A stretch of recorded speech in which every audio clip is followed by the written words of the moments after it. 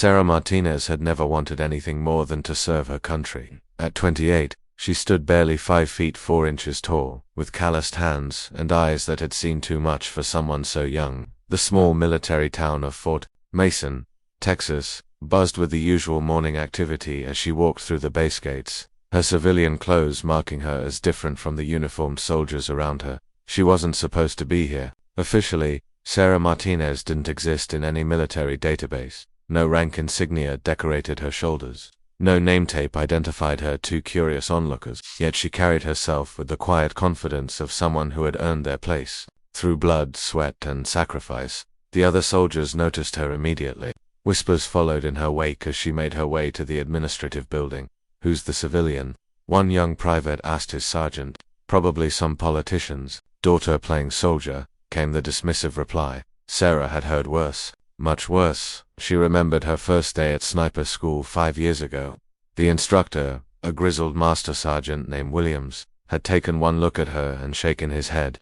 "Little girl, this ain't summer camp," he'd said, his voice dripping with contempt. "Go find yourself a nice desk job before you get yourself or someone else killed." The other trainees had laughed. 23 men, all convinced that warfare was no place for a woman, especially one who looked like she should be teaching elementary school instead of learning to take lives from 1,000 yards away. Made her life hell from day one. Her gear would mysteriously disappear. Her bunk would be shock-seated. During field exercises, they'd accidentally leave her behind or give her wrong coordinates. The instructors either ignored the harassment or participated in it, but Sarah had something they didn't expect: an unbreakable will, and a natural gift that couldn't be taught. While her male counterparts struggled with windage calculations and breathing techniques, Sarah's shots found their mark with mechanical precision. Her first perfect score on the range had been dismissed as beginner's luck, her second as a fluke. By her 10th consecutive perfect score, the laughter had died down, replaced by something darker: resentment. "She's probably cheating somehow," muttered Thompson, a cocky Marine who'd washed out of reconnaissance training. "No way some housewife shoots better than guys who've been hunting since they were kids." The harassment escalated. During a night training exercise, someone had tampered with her rifle scope. She'd discovered it just minutes before a crucial test. Her steady hands quickly readjusting the settings while her heart pounded with fury and determination. She'd still made the shot.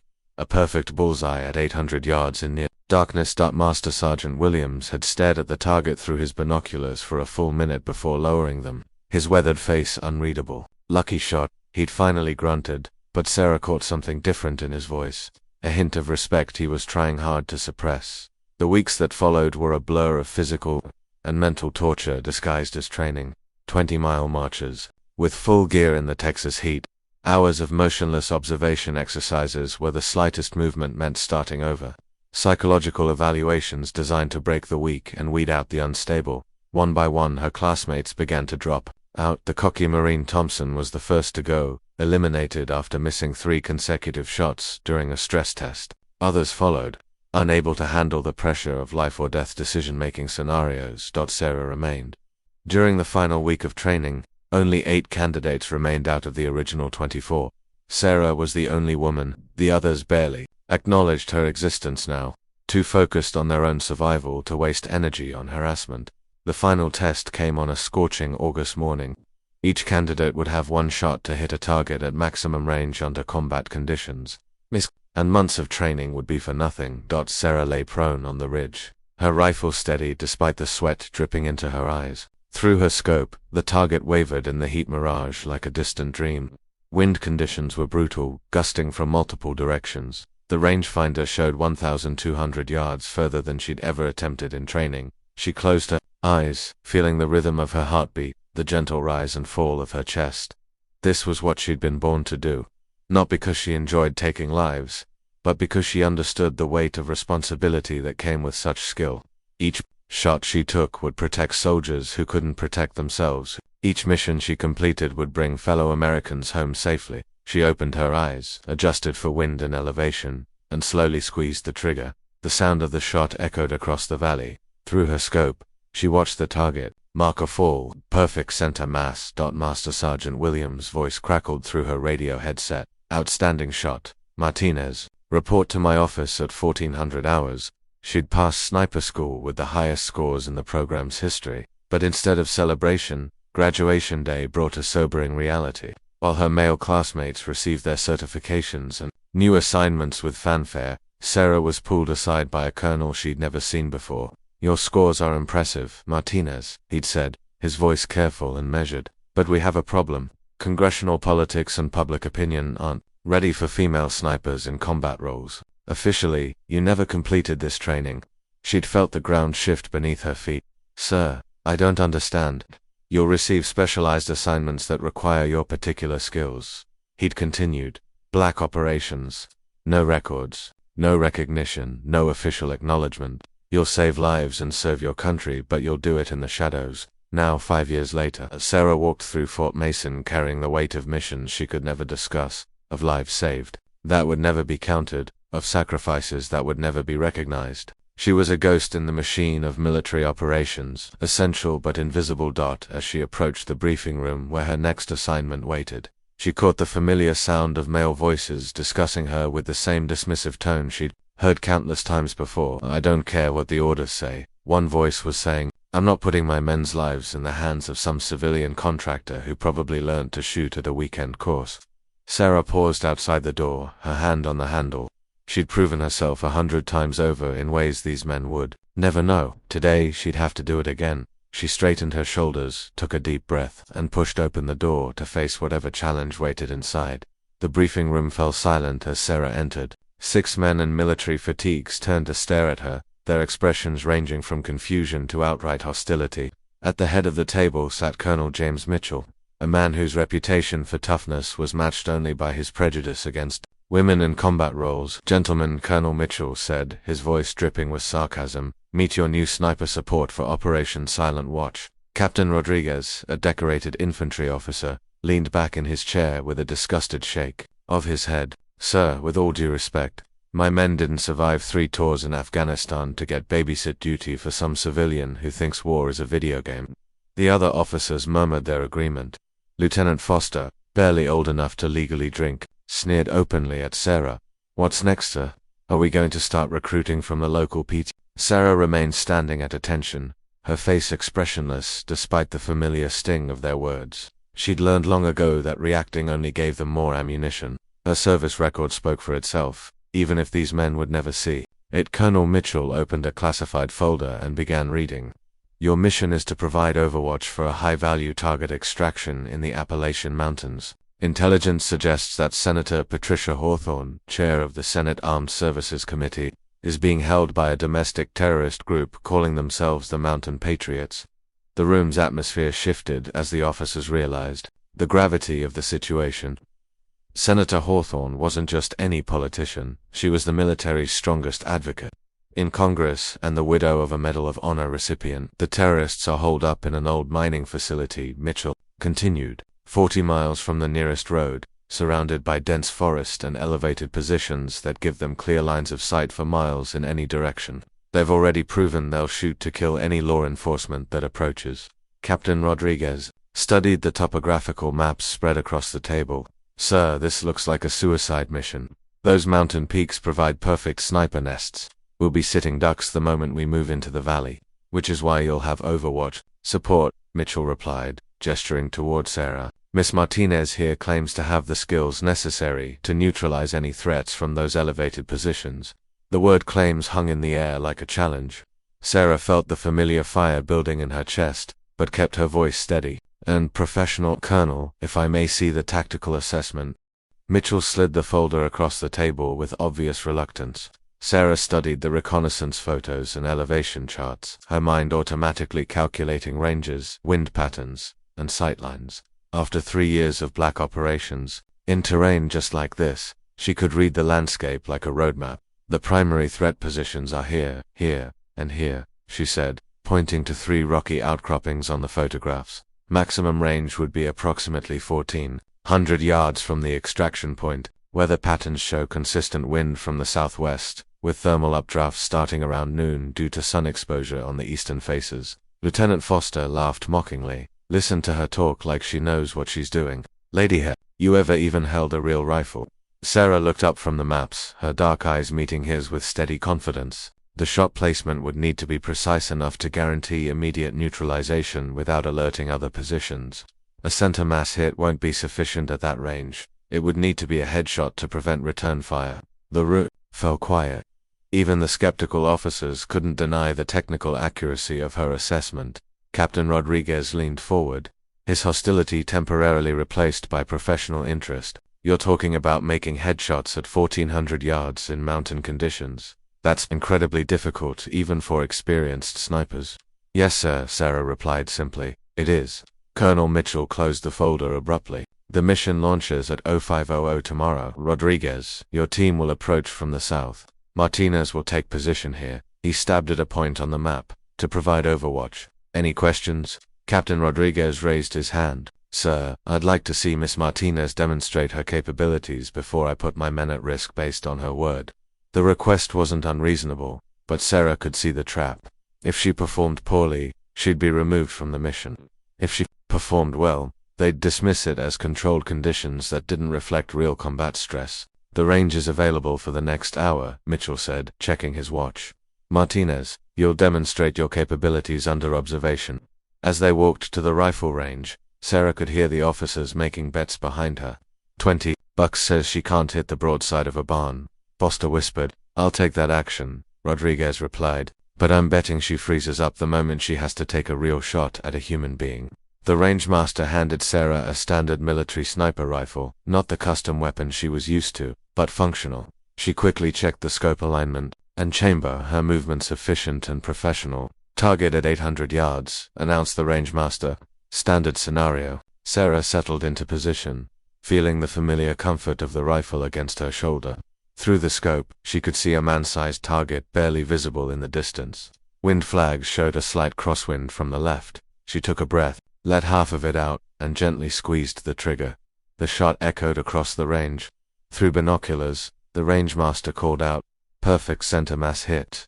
"Lucky shot," muttered Foster, but his voice lacked conviction. "Again," ordered Colonel Mitchell. This time, 1200 yards. Sarah made the adjustment and fired again. Another perfect hit. "One more time," Mitchell said, his voice strained. 1500 yards, maximum range for this rifle. This shot was at the absolute limit of the weapon's capability. Sarah closed her eyes for a moment, feeling the wind on her face, calculating. The bullet drop and drift in her mind. When she opened them, everything else faded away except the target in her scope. The shot felt perfect the moment she fired it. Even before the rangemaster confirmed the hit, she knew it had found its mark. "Bullseye," the rangemaster called out, his voice filled with professional admiration. "That's some of the finest shooting I've ever witnessed." The officers stood in stunned silence. Captain Rodriguez was the first to speak, his tone grudgingly respectful. "That was ... impressive, but shooting at paper targets is different from shooting at people who are shooting back." Sarah stood up from the firing position and shouldered the rifle. "Yes, sir, it is the real thing is usually easier because the targets are larger and you have more motivation to make the shot count." As they walked back to the briefing room, she could feel the shift in their attitudes. They weren't ready to accept her as an equal, but they could no longer dismiss her capabilities entirely. Colonel Mitchell pulled her aside as the others filed out. "Martinez, I want you to understand something. If this mission goes wrong, if one of my soldiers gets killed because you missed a shot or hesitated at the critical moment, there will be consequences. Your anonymous status won't protect you from a court-martial." Sarah met his gaze steadily. "Understood, sir. But Colonel, with respect, I've never missed a shot that mattered, and I've never hesitated when American lives were on the line." That evening, as Sarah cleaned her personal rifle in her temporary quarters, she thought about Senator Hawthorne. The woman had spent her career fighting for military families, pushing for better equipment, improved healthcare, and fair treatment for veterans. She'd made enemies doing it. Powerful people who saw military spending as wasteful and soldiers as expendable. Now those same soldiers were risking their lives to save her. It was a mission that mattered, one that could impact thousands of military families if they succeeded. Sarah had trained for moments like this her entire career. Tomorrow, she would prove once and for all that skill and dedication mattered more than gender or official recognition. She would show these men what a real warrior looked like, even if she could never tell anyone about it afterward. As she drifted off to sleep, Sarah whispered a prayer she'd learned from her grandmother. "Give me steady hands, clear eyes, and the strength to do what must be done." Tomorrow would test all three. The mountain air was crisp and thin at 4:30 a.m. as Sarah checked her equipment one final time. Her custom rifle, a precision instrument she'd carried through dozens of classified missions, lay broken down in its case. Every piece of gear had been selected for maximum effectiveness and minimum weight. She'd be hiking 8 miles through rough terrain to reach her overwatch position. Captain Rodriguez approached her staging area, his face grim in the darkness. "Martinez, I want you to know that I've got 12 men depending on your skills today, good men with families back home." "I understand, sir," Sarah replied, continuing her methodical equipment check. "They'll make it home safe." "How can you be so sure?" Rodriguez asked. "This isn't a training exercise. Those terrorists up there have already killed 2 FBI agents and a state trooper. They're not going to hesitate to put a bullet in anyone who gets in their way." Sarah looked up from her rifle case, her eyes steady in the faint light.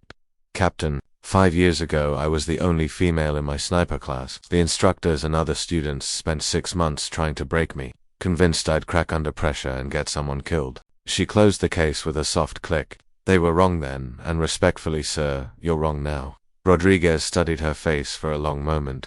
Despite his reservations about having a woman on the mission, he couldn't deny the quiet confidence she radiated. "What makes you so sure you won't freeze up when it counts?" "Because I already have counted, sir. More times than I can tell you about." An hour later, Sarah was climbing through dense forest toward her designated position. The mountain terrain was brutal, loose rocks, fallen trees, and steep grades that left even her conditioned muscles burning. But she'd trained in conditions like this, carrying full gear through mountains in Colorado, deserts in Nevada, and swamps in Georgia. Through her radio earpiece, she could hear Captain Rodriguez's team making their approach from the south. Their voices were tense but professional as they reported their progress through the valley below. "Overwatch, this is ground team." Rodriguez's voice crackled through static. "We're 2 clicks from the objective. Any sign of movement in the elevated positions?" Sarah had been studying the terrorist positions through her scope for 20 minutes. The intelligence photos had been accurate. 3 sniper nests commanded perfect views of the extraction route. "Ground team, this is Overwatch. I have eyes on 2 positions. Third position is obscured by morning shadows, but thermal shows possible movement. Copy that. How's your angle on the primary threats?" Sarah adjusted her scope and calculated the range. "I have clear shots on positions 1 and 2. Position 3 will require movement to a secondary location after initial contact." "Understood. We begin our approach in 10 minutes. As Sarah waited, she thought about the woman they were trying to save. Senator Patricia Hawthorne had been captured 3 days ago while visiting a veterans memorial in rural West Virginia. The Mountain Patriots, a domestic terrorist group opposed to federal authority, had chosen her as a symbol, the government official who sent soldiers to die in foreign wars. What they didn't understand was that Senator Hawthorne had lost her own husband to an IED in Iraq. She fought for military families because she was one of them, because she understood the cost of service in ways that politicians who'd never worn a uniform could never comprehend. "Ground team moving," Rodriguez reported. "Overwatch, we need you ready." Through her scope, Sarah could see movement in the first sniper position. A man in camouflage clothing was settling behind a hunting rifle, scanning the valley below for targets at this range, 1,347 yards according to her rangefinder. He looked like a toy soldier through her powerful optics. She controlled her breathing, feeling her heart rate slow as training took over. The wind was steady from the southwest at 8 miles per hour. Temperature was 42 degrees with rising thermals that would affect bullet trajectory. All variables she'd calculated and recalculated until the mathematics became instinct. "Contact." Rodriguez's voice exploded through her earpiece. "We're taking fire from multiple positions." Sarah saw the muzzle flash from the first sniper position a split second before she heard the distant crack of the rifle. The terrorist was shooting at Rodriguez's men, who were pinned down in the open valley with minimal cover. This was the moment every critic had predicted she'd fail. The moment when theoretical skill met life or death reality. Sarah adjusted her aim point slightly to account for the target's new position and squeezed the trigger. The .338 Lapua Magnum round traveled at over 3,000 feet per second, crossing the distance to target in less than 2 seconds. Through her scope, Sarah saw the terrorist sniper jerk backward and disappear from view.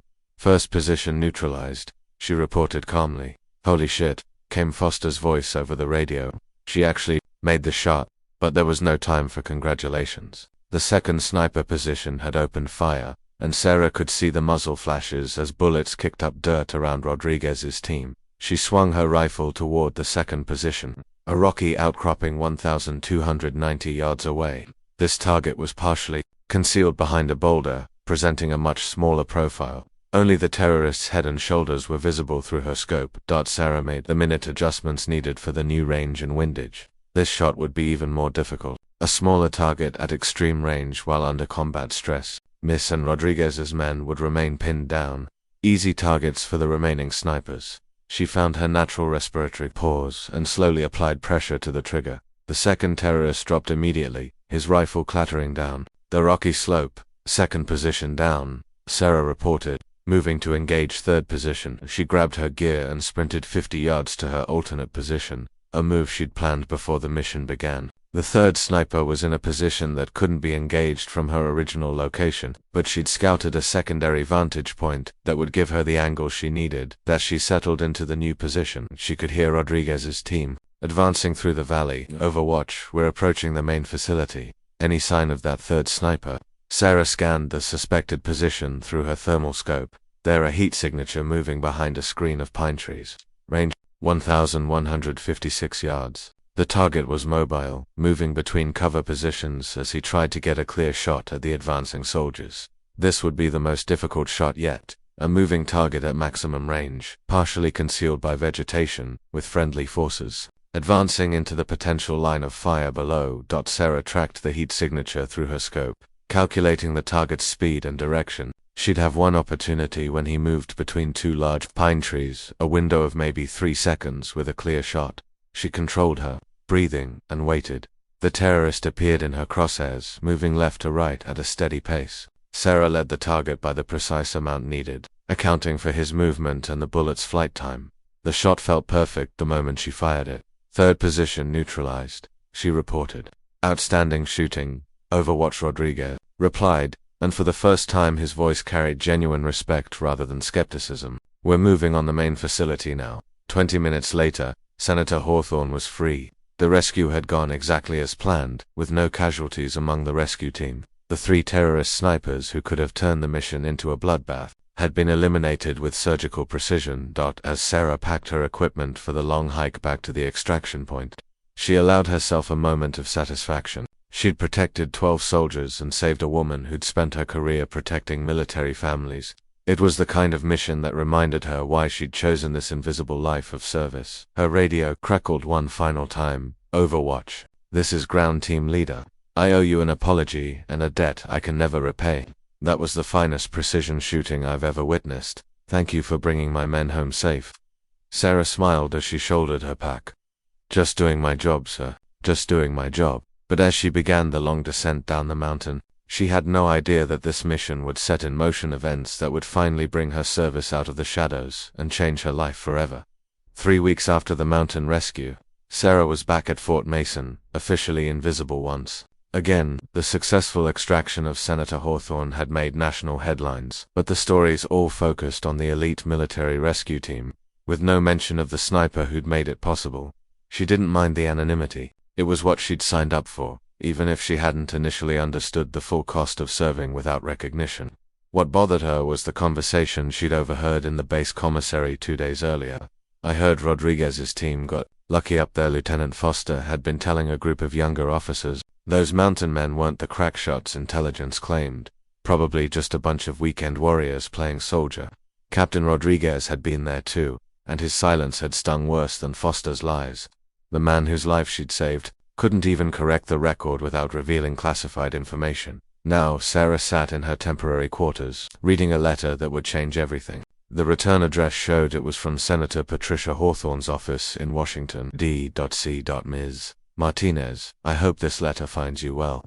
While I cannot discuss the details of recent events, I want you to know that I am aware of your extraordinary service to our country. Through certain channels I have learned of your unique situation and the sacrifices you have made in service to America. I would like to invite you to attend a special ceremony at the Pentagon next Friday. Please consider this an official request from the Senate Armed Services Committee.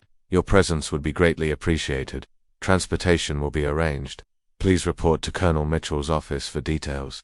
With deepest gratitude, Senator. Patricia Hawthorne. Sarah read the letter 3 times, trying to understand what it meant. She'd never met Senator Hawthorne face to face during the rescue operation, and classified protocols should have prevented anyone from revealing her identity. Next morning, she reported to Colonel Mitchell's office as instructed. His expression was unreadable as he handed her travel orders. "Martinez, you're being temporarily assigned to Pentagon liaison duties," he said, avoiding eye contact. "Report to the Senate Armed Services Committee office at 1400 hours on Friday." "Sir, may I ask what this is regarding?" Mitchell's jaw tightened. "Above my pay grade, soldier. Just follow your orders." The flight to Washington gave Sarah time to think. In 5 years of classified operations, she'd never been summoned to the Pentagon. Black Ops personnel stayed in the shadows by design. Their effectiveness depended on remaining unknown to official channels. Friday afternoon found her walking through the Pentagon's corridors in her dress uniform, feeling conspicuous among the officers whose rank insignia and ribbons told the story of their careers. Her own uniform was notably bare, no ribbons, no badges, nothing to indicate her years of service or the missions she'd completed. Senator Hawthorne's aide led her to a conference room where a dozen high-ranking officials waited. Sarah recognized several faces from news broadcasts, generals, admirals, and senior Pentagon staff. At the head of the table sat Senator Hawthorne herself, a dignified woman in her 50s whose eyes held the wisdom of someone who'd experienced profound loss. "Please, sit down," Senator Hawthorne said warmly. "I've been looking forward to meeting you properly." As Sarah took her seat, she noticed a familiar figure in the corner, Master Sergeant Williams, her old sniper instructor. He was older now, his hair completely gray, but his eyes still held the same intensity she remembered from training. "Ms. Martinez," Senator Hawthorne began, "what I'm about to share with you must remain confidential until we decide how to proceed. Are you comfortable with that?" "Yes, ma'am. 3 weeks ago, you saved my life. But more than that, you saved the lives of 12 soldiers who risked everything to rescue me. I've spent the last week learning about your service record, or rather, your lack of an official service record." Sarah felt a chill run down her spine. How could a senator access information that officially didn't exist? Senator Hawthorne opened a thick folder on the table.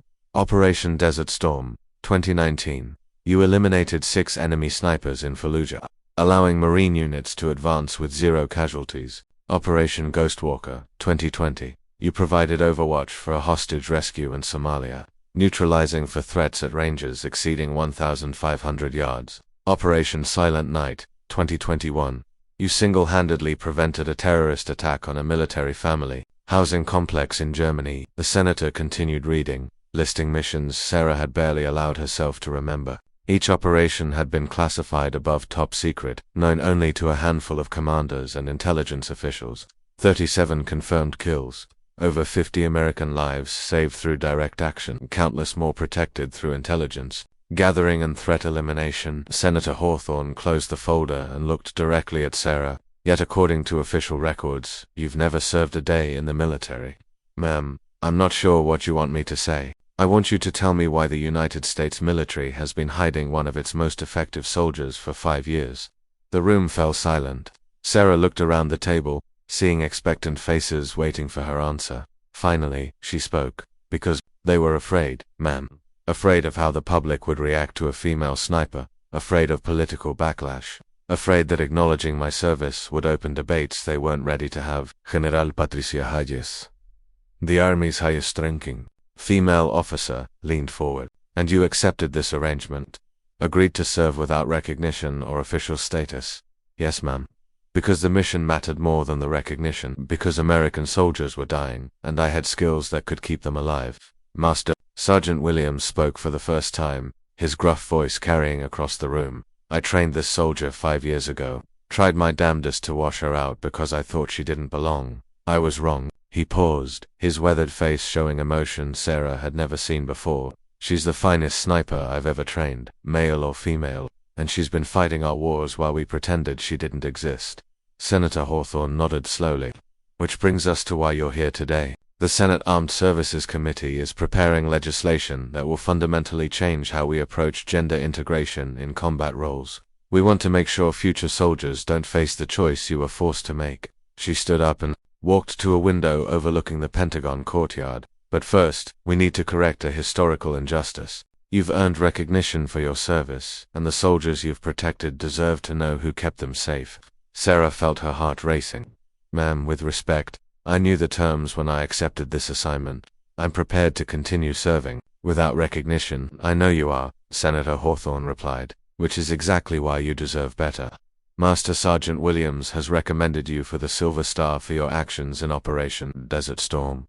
General Hayes is supporting a Bronze Star with Valor for Operation Ghostwalker, and I am personally recommending you for the Distinguished Service Cross for saving 12 soldiers and 1 senator 3 weeks ago. The room seemed to spin around Sarah. Military decorations were awarded for extraordinary heroism and service, the kind of recognition she'd never dreamed possible. There's more, Senator Hawthorne continued. We're offering you a choice. You can continue in classified operations with full recognition and official status, or you can accept a position training the next generation of military snipers. Either way, your service will no longer be invisible. Sarah felt tears she'd been holding back for 5 years finally begin to fall. I don't know what to say. Say yes, Master Sergeant Williams said firmly. Let the world see what a real warrior looks like. As Sarah looked around the room at faces that were no longer skeptical but respectful, she realized that everything was about to change. The invisible soldier was about to step into the light, but she had no idea that the biggest surprise was still waiting for her. 1 month later, Sarah stood at attention in the Pentagon's Hall of Heroes, wearing her dress uniform with 3 ribbons newly pinned to her chest, the Silver Star, Bronze Star with Valor, and Distinguished Service. Kraus caught the morning light streaming through the tall windows. The ceremony had been small but meaningful, attended by the soldiers whose lives she'd saved, their families, and the military leaders who'd finally acknowledged her service. Senator Hawthorne had presented each medal personally, her voice carrying emotion as she read the citations that finally made Sarah's sacrifices public. Now, as the reception continued around her, Sarah found herself stepping outside for a moment of quiet reflection. The weight of official recognition felt strange after 5 years of invisibility, but it was a good weight, the weight of validation and belonging. Beautiful ceremony, a familiar voice said behind her. Sarah turned to see Captain Rodriguez, approaching, no longer wearing his army uniform but dressed in civilian clothes. He looked older somehow, his face bearing new lines that spoke of recent stress. Thank you for coming, sir, Sarah replied. It means a lot to have you here. Rodriguez shook his head with a bitter smile. I almost didn't come. After what happened, I wasn't sure I deserved to be here. What do you mean? He was quiet for a long moment, staring out at the Virginia countryside visible beyond the Pentagon's walls. 2 weeks ago, I was relieved of command. Turns out someone recorded my conversation with Foster after the mountain mission, the one where I let him spread lies about what really happened up there. Sarah felt her stomach drop. Captain, I'm sorry, I had no idea. Don't be sorry. I deserved it. He turned to face her directly. You saved my life and the lives of my men, and I sat there like a coward while that little punk Foster claimed it was luck. I should have told the truth from the beginning. You were bound by classification rules.